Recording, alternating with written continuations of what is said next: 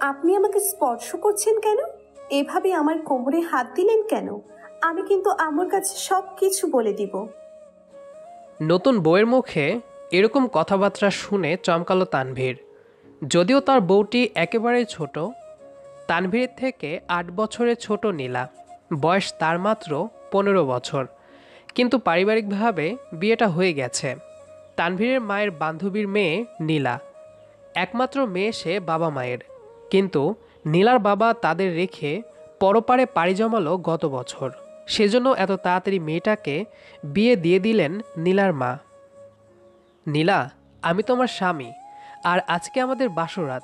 আমি তোমাকে না স্পর্শ করলে কিভাবে আদর করব? তানভীর নীলাকে বোঝানোর চেষ্টা করছে, কিন্তু নীলা বুঝতে চাইছে কই। তানভীরকে ধাক্কা দিয়ে কিছুটা দূরে সরিয়ে দিল নীলা। কোমরে হাত দিয়ে চোখ রাঙিয়ে বলল, ফাজলামি করার জায়গা পান না মশাই।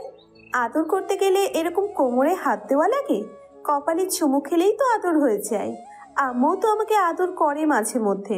কই, উনি তো কেবল জড়িয়ে ধরে কপালে চুমু খান। নীলার বোকা বোকা কথায় হাসল তানভীর। একটু দূরে সরে বসল সে। পিচ্চি বউকে বোঝাতে হবে সব কিছু। জোরাজোরি করলে ঝামেলা, শেষে চেঁচামেচি করলে লজ্জায় থতমত খেতে হবে তানভীরকে। ঠিক আছে, আসো তাহলে জড়িয়ে ধরে কপালে একটা কিস করি। নীলা চোখ পিটপিট করে তাকালো তানভীরের দিকে। লোকটা সত্যি সত্যি ভালো তো, নাকি দুষ্টু লোক? কেন ওর মা একটা পরপুরুষের সাথে থাকতে বলল তাকে? নীলাকে চুপ করে থাকতে দেখে তানভীর আবারও বলল, কি হলো, এসো, কপালে চুমু খেয়ে আদর করে দিব একটু। নীলা এগোচ্ছে তানভীরের দিকে, কিন্তু সন্তোষ চিত্তে নয়। কেমন কেমন করছে একটা, ভয় ভয় করছে নীলার। এসেছি, কিন্তু শুধু কপালে চুমু খেয়ে সরে যাবেন। আমি ঘুমাবো এখন, অনেক রাত হলো। বেশ, ঘুমাও তাহলে। তানভীর নীলার কপালে আলতো করে কিস করলো একটা। নীলা একটু নড়াচড়া করছে বটে, কিন্তু তানভীর সেসবে পাত্তা দিল না। আরও একটা চুমু খেলো বউয়ের কপালে। ফলশ্রুতিতে রেগে গেল নীলা, দিল এক চিৎকার। ও মাগো, এই অসভ্য লোকটা আমাকে আরো একটা চুমু খেলো। তানভীর ভয়ে মুখ চেপে ধরল নীলার। নীলা মারল তানভীরের হাতে কামড়, তবুও দাঁতে দাঁত চেপে সহ্য করে রইল ছেলেটা। মানিজ্জত কিচ্ছু থাকলো না। কি করছো নীলা? এখনই মা বাবা এসে যাবে, মানিজ্জত কিচ্ছু থাকবে না আমার। তানভীর কিছুটা রেগেমেগে বলল। নীলা তাতে কোনো হেলদোল নেই। এর মধ্যেই দরজায় ঠক ঠক আওয়াজ করে তানভীরের মা জোরে জোরে বলে উঠলেন, তানভীর, তানভীর, কি হয়েছে নীলার? ও চিৎকার চেঁচামেচি করছে কেন? দরজা খোলতো। তানভীর নীলার দিকে চোখ রাঙিয়ে তাকালো, ফিসফিস করে বলল, তোমাকে মানা করেছিলাম, এখন কি বলবো আম্মুকে? লাজ লজ্জা তো তোমার নেই, আমারটাও রাখলে না। নীলা কিছু বুঝতে পারল না, শুধু চুপচাপ তাকিয়ে আছে। তানভীর দ্রুত গিয়ে দরজা খুলে দিল। দরজা খোলা মাত্র তানভীরের মা শারমিন ভেতরে ঢুকে পড়লেন। নীলা একইভাবে বিছানায় বসে আছে। শারমিনকে দেখে বিছানা থেকে উঠে গিয়ে তার পাশে দাঁড়ালো নীলা, যেন হাঁপ ছেড়ে বেঁচেছে মেয়েটা। কি হয়েছে তোর? অমন চিৎকার করলি কেন? ভয় করছে নাকি? আন্টি আন্টি, তোমার ছেলে আমাকে বেশি আদর করতে চেয়েছিল, তাই আমি চেঁচিয়ে উঠেছিলাম। তুমি একটু বলো তোমার ছেলেকে, আর যেন আমাকে বেশি চুমু খেতে না আসে। শারমিন কেসে উঠলেন। তিনিও লজ্জায় থতমত খেয়ে গেছেন। তানভীর রাগে লজ্জায় ঘর থেকে বেরিয়ে গেল। বেচারা তানভীর, মায়ের সামনে দাঁড়িয়ে থাকা কি আর সম্ভব ছিল? নীলা, এরকম আর কখনো করবি না। দেখ তো, তানভীর রাগ করে বেরিয়ে গেল, ঘর থেকে বেরিয়ে গেল। গেলে গেল, তাতে আমার কি? আমি তো ঠিকই বলেছি। শারমিন নিজের কপালে নিজেই চড় মারলেন। এত ছোট মেয়েকে কেন যে বিয়ে করাতে গেল ছেলের জন্য?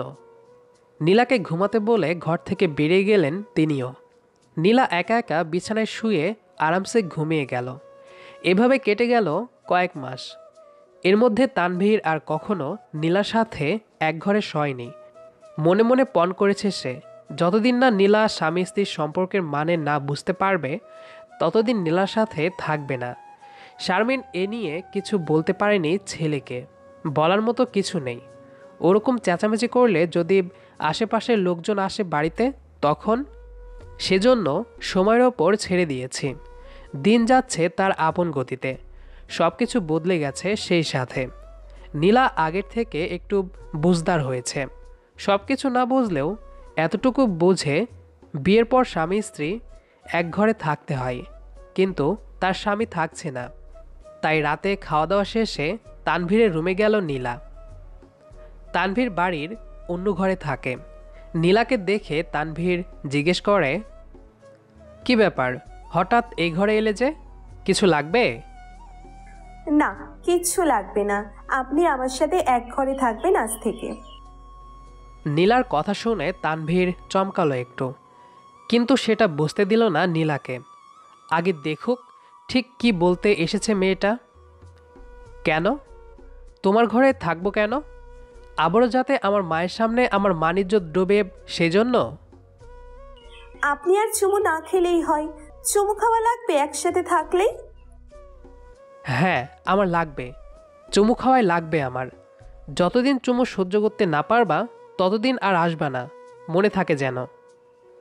তানভীরের কথায় চুপ করে গেল নীলা। কি বলবে আর? শাখের করাতে পড়েছে নীলা, তবুও শেষবারের মতো বলল, স্বামী স্ত্রী সবসময় একসাথে থাকতে হয়, এভাবে আলাদা আলাদা নয়। স্বামীকে তাহলে আদরও করতে দিতে হয়, ওভাবে বলদের মতো চেঁচাতে হয়? তানভীরের কথার সাথে পেরে ওঠে না নীলা। অগত্যাব চুপচাপ ঘর থেকে বেরিয়ে গেছে নীলা। এভাবেই কাটতে রইল সময়। নীলা এখন বড় হয়েছে, সব কিছুই সে বোঝে। মাসের পর মাস স্বামীর এই দূরে দূরে থাকা আর সহ্য হয় না তার। লোকটা কি অন্য কোনো মেয়ের সাথে কথাবার্তা বলে? না না, লোকটা ভালো ভীষণ। এরকম অনেক চিন্তা করে নীলা। আজকে দুপুরে তানভীর বাসায় এলেই সে নিজের ঘরে নিয়ে যাবে তাকে, নয়তো নিজেই তানভীরের রুমে থাকবে। দুপুরবেলা চারিদিকে রোদ আর রোদ, গরমে অতিষ্ঠ সবাই। তানভীর অফিস থেকে ফিরে গোসল সেরে খেয়ে নিল। নীলা আগেই খেয়ে নিয়েছিল। তানভীর খাচ্ছে। নীলা জিজ্ঞেস করল, আর কিছু লাগবে আপনার? তরকারি আরেকটু দিব? না, কিছু লাগবে না, আর খাবো না। গরম লাগছে ভীষণ। ঘরে গিয়ে শুয়ে প্রাণ জুড়িয়ে নেব। আচ্ছা ঠিক আছে। তানভীর হাত ধুয়ে নিল, তারপর নিজের ঘরের দিকে এগোলো। শারমিন আক্তার আগেভাগে খাওয়া দাওয়া শেষ করেছিলেন। নীলা সব বাসনকোসন ধুয়ে পরিষ্কার করে তারপর তানভীরের ঘরে গেল। তানভীর বিছানায় শুয়ে ফোনে রিলস দেখছে। নীলা আস্তে করে এসে পাশে বসলো তানভীরের। কি হয়েছে, কিছু বলবা? আমি এখানেই শোবো আজ থেকে। না, তুমি তোমার ঘরে যাও, এখানে শোয়ার দরকার নেই। কেন? আপনি আমার স্বামী, আমার আপনার সাথে থাকার কথা। স্বামী হিসেবে মানতে পারবে? তুমি তো বোঝোই না সম্পর্কের মানে। আমি কি আগের মতো ছোট আছি? সব কিছুই পারবো এখন। স্বামীকে সহ্য করতে পারবে? অসভ্যতা সহ্য করতে পারবে? হ্যাঁ পারবো। তানভীর উঠে বসলো বিছানার থেকে। নীলার দিকে তাকালো। নীলাও তানভীরের দিকে দৃষ্টিপাত করলো। মেয়েটা সত্যি সত্যি বড় হয়ে গেছে। সত্যি? হ্যাঁ, আসুন আদর করুন। ও মা, ভূতের মুখে রাম নাম। তা হবে কেন? স্বামী বউকে আদর সোহাগ করবে, এটাই তো স্বাভাবিক। যাক, দেরিতে হলেও বুঝতে পারলে তবে। আমি তো ভেবেছিলাম আজীবন বইয়ের সঙ্গ ছাড়া কাটবে আমার। নীলা হাসলো মুচকে, তারপর নিজে থেকেই জড়িয়ে ধরল তানভীরকে। লোকটা চমকে উঠল। এই প্রথম তার বউ তাকে স্পর্শ করল। আজ থেকে প্রতিদিন বউয়ের সঙ্গে কাটবে, চলুন ঘরে। রাত হওয়ার আগেই আদর করতে দিবা নাকি? আপনি চাইলে অবশ্যই দিব। বাব্বাহ, এত লক্ষ্মী মেয়ে। চলো তাহলে নিজের ঘরে যাই। কত মাস হলো ঘরে থাকি না। নিজের ঘরে ফিরে গিয়ে মনটা বেশ ফুরফুরে লাগছে তানভীরের, তাই ঘুরতে যাবে বলে ঠিক করে সে। নীলাকে দ্রুত রেডি হতে বলে। রেডি হয়ে নাও, আমরা ঘুরতে যাব এখন। আচ্ছা। নীলাও খুব তাড়াতাড়ি একটা সুন্দর 3 পিস পরে রেডি হয়ে গেছে। শাড়ি ঠিকমতো সামলাতে পারে না নীলা, তাই তাড়াহুড়ো করে আর শাড়ি পরেনি। বিকেলের মোলান রোদে দুজন দুজনের হাতে হাত রেখে রিকশায় বসে আছে নীলা ও তানভীর। আজকে যেন নতুন করে জীবন শুরু হলো দুজনের।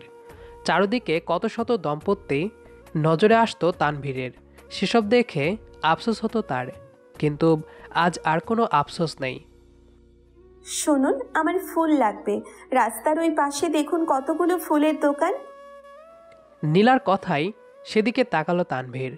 রিকশাও থামলো সেদিকে। রিকশা ভাড়া মিটিয়ে ফুলের দোকানের সামনে এসে দাঁড়ালো দুজন। কি ফুল লাগবে তোমার? সাদা সাদা ফুলগুলো। রজনীগন্ধা ওগুলো? আঙ্গুল উঁচিয়ে ইশারা করে জিজ্ঞেস করলো তানভীর। নীলা মাথা নেড়ে হুঁ বলল। দোকানদারকে বলে কিছু রজনীগন্ধার গুচ্ছ কিনে নিল তানভীর। তারপর গেল দুজনে চটপটি খেতে। নীলা ভীষণ ঝাল খেতে ভালোবাসে, তানভীর আবার ঝাল টাল খেতে পারে না। চটপটি খাওয়া শেষে দুজন বসে বসে বাদাম খেতে খেতে আড্ডা দিল কিছু সময়। সন্ধ্যা পর্যন্ত ঘোরাঘুরি আর খাওয়া দাওয়া করে রাতে বাসায় ফিরল তানভীর ও নীলা। ছেলে ও তার বউকে এভাবে একসাথে হাসি মুখে বাসায় ফিরতে দেখে মনে মনে ভীষণ খুশি হয়েছেন শারমিন। ফ্রেশ হয়ে রাতে নীলা রান্নাঘরে তরকারি গরম করতে আসে। নীলাকে রান্নাঘরে আসতে দেখে শারমিন আক্তার ডাকলেন। নীলা, এদিকে আয় তো। হ্যাঁ বলো মা। তোর আর তানভীরের সম্পর্কে কি উন্নতি এসেছে? মানে ও তোকে ভালোবাসে তো? হ্যাঁ মা, তুমি দোয়া করো আমাদের জন্য শুধু। শাশুড়ির পায়ে হাত দিয়ে সালাম করলো নীলা। শারমিন নীলার মাথায় হাত বুলিয়ে দিচ্ছে। আমার দোয়া সব সময় তোদের সাথে থাকে রে মা। যা ঘরে যা, তানভীর অপেক্ষা করছে। শাশুড়ির মুখে এরকম কথা শুনে লজ্জা পেল মেয়েটা। ঘরের দিকে চলে গেল সে। শারমিন আক্তার একা একাই হাসলেন একটু। সন্তানরা সুখে থাকলে মায়েরাও সুখী হয়। এত দেরি করে এলে কেন ঘরে? কতক্ষণ ধরে অপেক্ষায় ছিলাম। তানভীর নীলাকে দেখে অভিমানী সুরে জিজ্ঞেস করল। কাজ ছিল তো, এর জন্য দেরি হয়ে গেছে। সরি, খুব খুব সরি। নীলা বিছানার একপাশে গিয়ে বসল। তানভীর নীলার কাছাকাছি এগিয়ে বসে আলগোছে কোলে মাথা রেখে শুয়ে পড়ল নিজে। আরে ব্যাপার না, এসব সরি টরি বলতে নেই। আর বইল না প্লিজ, এখন তো আমার বউ এসে গেছে। বউ না, পিচ্চি বউ। আমি মোটেও এখন পিচ্ছি নেই। আগে তো ছিলে, কম হয়রান করনি। সেসব বাদ দিন, আপনি আমাকে ভালোবাসেন? তোমার কি মনে হয়? মাঝে মধ্যে মনে হয় আপনি আমাকে ভালোবাসেন, আবার কখনো কখনো মনে হয় বাসেন না। কেন মনে হয় ভালোবাসি না? ভালোবাসলে এতগুলো দিন একা একা কিভাবে এক বাড়ির মধ্যে আলাদা ঘরে থাকলেন? ঠিক আছে, আমি বুঝিনি, কিন্তু তাই বলে নিজে থেকে আর বোঝাতে যাবেন না। আমার তো একটু একটু কষ্ট হতো। সময় সব কিছু শিখিয়ে দেয়। তুমিও শিখে যাবে আমি জানতাম। তোমার নিজস্ব উপলব্ধির অপেক্ষায় ছিলাম আমি। জোর করে বোঝাতে গেলে আরও পরিস্থিতি বিগড়ে যেত, সেজন্য কিছু বলিনি। এমনিতেই আমি শান্তিপ্রিয় মানুষ। নীলা তানভীরের চুলের মধ্যে আঙ্গুল ঢুকিয়ে বিলি কেটে দিচ্ছে আর কথা বলছে। বুঝলাম। তানভীর নীলার শোয়া থেকে উঠে বসল। জানালা দিয়ে চাঁদের আলো ঘরে ঢুকছে। নীলাকে আস্তে করে বিছানায় শুয়ে দিল সে। নীলা চুপ করে আছে। বহুল প্রতীক্ষিত মুহূর্ত আসতে চলেছে তার জীবনে। তানভীর নীলার গলায় কিস করল, তারপর থুতনিতে গালে এক এক করে সমস্ত চেহারায় চুমুতে ভরিয়ে দিল। নীলা চুপচাপ আছে। তানভীরও নীলার পাশে শুয়ে বলল, দেখেছ বাইরে কত সুন্দর চাঁদের আলো? তা দেখিনি, তবে আমি আপনাকে দেখেছি। মাশাআল্লাহ। ইস, আমার বরটা এত এত কিউট কেন দেখতে। তানভীর হাসলো জোরে। নীলা দিল মুখ ভেংচি কেটে।